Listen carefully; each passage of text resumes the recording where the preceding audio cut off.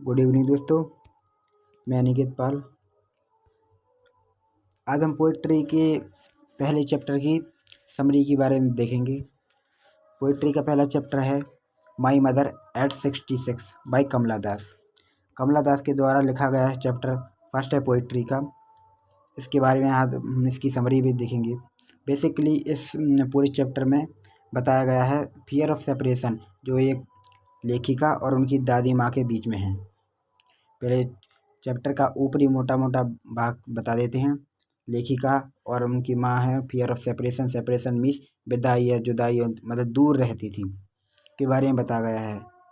और किस तरह से उन लेखिका को डर था अपनी माँ के गुजर जाने का, क्योंकि उनकी माँ बहुत ज़्यादा बूढ़ी थी। उसके बारे में हम डिस्क्राइब करेंगे आज। Let's move further. Driving from my parents home to Cochin last Friday morning, I saw my mother beside me, doors open, mouth, her face as like that. लेखिका बताती हैं लास्ट फ्राइडे मेरे पेरेंट कोचन आए थे। लास्ट फ्राइडे मेरे parent जो है गाड़ी से मतलब कोचन आए थे। आई saw my mother beside me, मैंने उनकी माँ जो थी उनकी बगल में बैठी थी। लास्ट फ्राइडे उनकी पेरेंट जो कोचन आए थे गाड़ी से एक। उन्होंने अपनी माँ को, जैसे उनकी माँ पैसेंजर सीट में उनकी बगल में बैठी हुई थी और उन्होंने अपनी माँ को नोटिस किया, उनकी माँ को ध्यान दिया। और क्या देखा, देखते हैं आगे। Dose open mouth her face essence like that. Dose यानी स्लीप, डोज यानी स्लीप। कुछ मीनिंग है जो इम्पोर्टेंट है, हम आपको वो भी बता देंगे। डोज यानी स्लीप है। उन्होंने अपनी माँ को स्लीप, सोते हुए देखा, उनकी बगल में सीट थी। ओपन माउथ, उनका चेहरा है खुला था। हर फेस एसन लाइक दैट, और उनका चेहरा लग रहा था एसन लाइक दैट। एसन लाइक मैंने पेल, मतलब जब कोई आदमी बहुत ज़्यादा उम्र का हो जाता है या बीमार होता है तो उसका चेहरा पीला पड़ जाता है। Ashen like that, ashen like, उनका चेहरा पीला पड़ गया था। आगे देखते हैं। Of a corpse and realise with pain that she was as old as she looked out soon. Of course यानी मतलब कि कोर्स यानी डेड बॉडी, मतलब जो उनकी माता जी थी बगल में बैठी हुई थी, मतलब उनका मुंह जो खुला था वह सो रही थी। उनका चेहरा पीला पड़ गया था और वे ऐसा लग रहा है उनकी बॉडी जो थी डेड बॉडी, मतलब डेथ की तरह लग रही थी। रियलाइज्ड विथ पेन, पेल मतलब उनकी चेहरा जो था पीला सा दिखाई दे रहा था। और उन्हें क्योंकि वे फियर ऑफ सेपरेशन उनके अंदर था, काफ़ी समय से भी अपनी माँ से दूर थी और वो अपने थोड़े समय के लिए माँ के साथ रहीं और अब वह अपनी माँ से दूर जा रही थी। तो उन्हें एक फियर था कि वे अगली बार अपनी माँ से मिल पाएंगी या नहीं मिल पाएंगी, और वह इस थॉट से या फियर से बचना चाहती हैं। आगे देखते हैं। That she was as old as she looked soon, वह बहुत ज़्यादा बूढ़ी दिखाई दे रही थी। Put that thought away and looked out young. वह लेखिका बताती हैं उनकी माँ जो है बहुत ज़्यादा बूढ़ी हो गई थी और बस वह जो लेखिका थी वह यंग थी। जो फियर ऑफ सेपरेशन रखती थी लेखिका, और वह इस फियर से बचना चाहती थी, मतलब इस थॉट से को हटाना चाहती थी। इसलिए उन्होंने इस थॉट को हटाने के लिए वह गाड़ी के बाहर देखने लगी।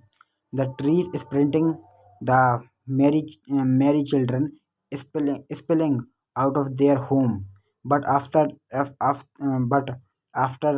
the airport's security check, standing a few yard। जैसे ही उन्होंने मतलब अपने गाड़ी के बाहर देखा, स्प्रिंग द मैरी यानी हैप्पी, खुश। जो बच्चे हैं, मतलब जो बच्चे हैं यहाँ जो कॉन्ट्रास्ट किया जा रहा है, मतलब विरोधाभास है। यहाँ बच्चों और दादी के बीच एक विरोध बताया जा रहा है।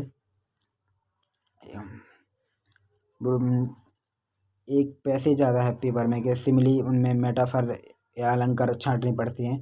यहाँ कुछ मैं आपको इसके बारे में बाद में बताऊँगा।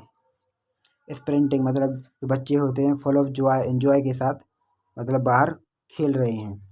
इस पर और ट्रीज स्प्रिंटिंग, वो पेड़ ये हैं स्प्रिंटिंग यानी तेज़ी से निकलना। दो जैसे गाड़ी तेज चलती हो, पीछे पेड़ दो किनारे सड़क के किनारे लगे थे तेज़ी से निकलते हैं। द मैरी चिल्ड्रन स्प्रिंग, और बच्चे हैं जो एंजॉय के साथ खेल रहे हैं। आउट ऑफ देयर होम, वो अपने घर से बाहर एंजॉय के साथ खेल रहे हैं। यहाँ लेखिका बताना चाहती हैं जो उनकी दादी में और इस समय में एक अंतर, एक कॉन्ट्रास्ट, एक विरोध बताना चाहती हैं। किस समय जो यहाँ लिखा है ट्री स्प्रिंटिंग, मतलब ट्री हैं जो पेड़ तेजी से जा रहे हैं, मतलब इसका मीन्स बता रही हैं लेखिका कि समय जो है बहुत तेजी से निकल जाता है। उनकी लेखिका भी यंग है, उनकी माँ बहुत ज़्यादा बूढ़ी हैं जो इस टाइम के साथ निकल गई। कभी उनकी माँ भी यंग थी। आगे देखते हैं। But after the airports security check standing a few hour ago, जैसे ही वह एयरपोर्ट पर पहुंचती हैं वहाँ उनकी चेकिंग होती है। स्टैंडिंग ए फ्यू आवर अगो, उनकी जो माँ हैं उनसे थोड़ी कुछ दूरी पर खड़ी हुई दिखाई देती हैं। I looked again at her one play, मैं उनकी तरफ फिर से देखता हूँ। किस तरह मैं अपनी माँ की तरफ फिर से देखती हूँ। Wan pale, wan WAN, wan यानी कलरलेस, पेल यानी हम आपको पहले ही बता चुके हैं, मतलब उनका चेहरा बहुत ज़्यादा पीला पड़ गया था। वेन यानी कलरलेस, मतलब उनका चेहरा बहुत ज़्यादा, उनकी वो फियर ऑफ सेपरेशन थी, दूर जाने की, उसके कारण उनका चेहरा जो है पीला पड़ गया था। As a late winter moon and left the old familiar ache my S winter moon, जैसे कि विंटर यानी सर्दियों का मौसम जिस तरह अभी चल रहा है, विंटर मून जिस तरह का जो विंटर यानी सर्दियों का चंद्रमा है दिखाई देता है। वैसे बहुत ठंड पड़ती है, देखना मुश्किल है, फिर भी अगर कोई बाहर जाकर देखे, जैसे चंद्रमा है सर्दी में, फॉग यानी जो कहते हैं ओस या फॉग होता है, चंद्रमा के सामने होता है, जिससे चंद्रमा साफ दिखाई नहीं देता, मतलब धुंधला दिखाई देता है। उसी तरह उनका चेहरा भी धुंधला दिखाई दे रहा है। दैट्स फैमिलियर एक जो उसका दर्द है जो फैमिलियर परिचित है। माई चिल्ड्रंस फियर, उन्हें अपनी माई चाइल्डहुड फियर, यह मेरा बचपन का डर है, मतलब फियर ऑफ सेपरेशन के बारे में बता रही हैं हम। But all I said was see you, लेकिन मैंने उनसे बाय कहा, गुड बाय कहा, हम फिर मिलेंगे। सी यू सून अम्मा, I did was smile and smile and smile, और उन्होंने अंततः उन्हें मुस्कराते हुए अलविदा कहा। इस तरह हमने पाठ की समरी देखी, लेकिन यहाँ लेखिका ने 3 बार स्माइल लिखा है, तो तीनों बार स्माइल का अर्थ अलग अलग है। पहले जो स्माइल का अर्थ है रियलाइजेशन,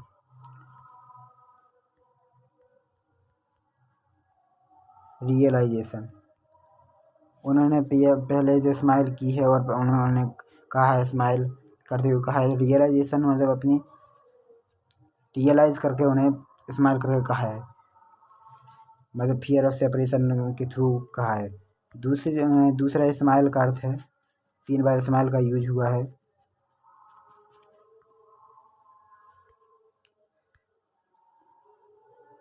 दूसरी स्माइल जो ने दी थी, जो बात बताती है brave front, BRAVE, brave front, मतलब वो अपनी माता जी को खुशी के साथ बहादुरी के साथ, खुशी के साथ अलविदा कहना चाहती थी। एक दुखी चेहरे के साथ, एक दुखी मन के साथ उनको अलविदा नहीं कहना चाहिए। दूसरी स्माइल का अर्थ ब्रेव फ्रंट है। अब तीसरी स्माइल लास्ट है, होप टू सी हर, उन्हें फिर से देखने की आशा। होप टू सी हर, कि वह उन्हें फिर से देख पाएंगी।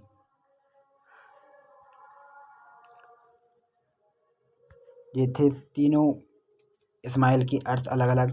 एक अगर आपको समझ में नहीं आया तो इधर हम खुद अपने ऐसे ही बता दे रहे। पहले स्माइल का अर्थ है रियलाइजेशन। दूसरी स्माइल जो ब्रेव फ्रंट है। और तीसरी स्माइल है होप टू सी हर। जो तीसरी स्माइल है। अब इसमें बेसिकली इसमें फिगर ऑफ स्पीच भी पूछा जाता है। तो हमने जो चैप्टर पढ़ा है इसमें फिगर ऑफ स्पीच अपना ग्रामर पढ़ी होगी। तो सिमिली जो होता है उसमें एज लाइक सो का यूज होता है, मतलब कंपेयर की जाती है। तो यहाँ देखो बहुत जगह कंपेयर की गई है। माता के उनके चेहरे की चंद्रमा की तरह की गई है। एज लाइक सो का वर्ड का यूज है यहाँ भी हुए। तो यहाँ पर सिमिली अलंकार है, सिमिली। और यहाँ इमेजिन किया गया है, काफ़ी इमेजिनरी माना गया है, इमेजरी।